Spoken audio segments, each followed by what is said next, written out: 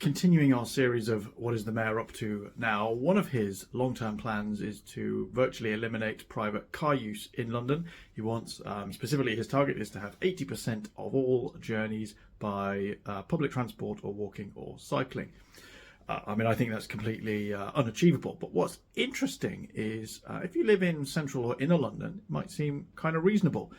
And the reason is actually Londoners live in two separate worlds transport-wise. Let me show you what I mean.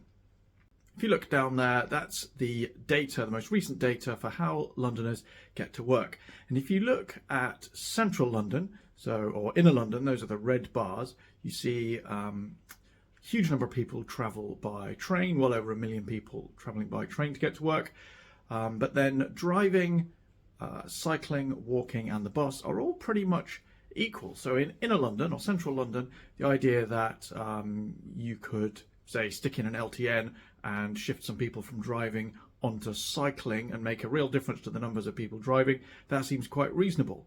But of course, most Londoners don't live in inner London. The majority of Londoners live in outer London.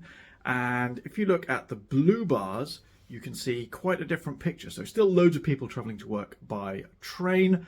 But you'll see there's a huge bar for cars. So over 1 million outer Londoners drive to work.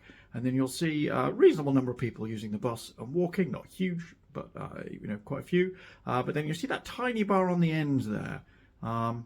Might not look as if there even is a bar down there, but there is actually a tiny little sliver of a bar for cycling, and that represents people in outer London who cycle to work, and it is virtually no one. So in outer London, the idea that you might stick in an LTN and encourage people to switch from driving to cycling, most people in outer London would think there's no way that would make any real difference to the total numbers. And when you see the total numbers in outer London, you can see that they're right. And so for getting to work, Londoners live in really two different worlds.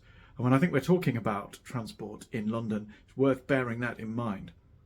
I'm Neil Garrett. Follow me for more fresh thinking and common sense.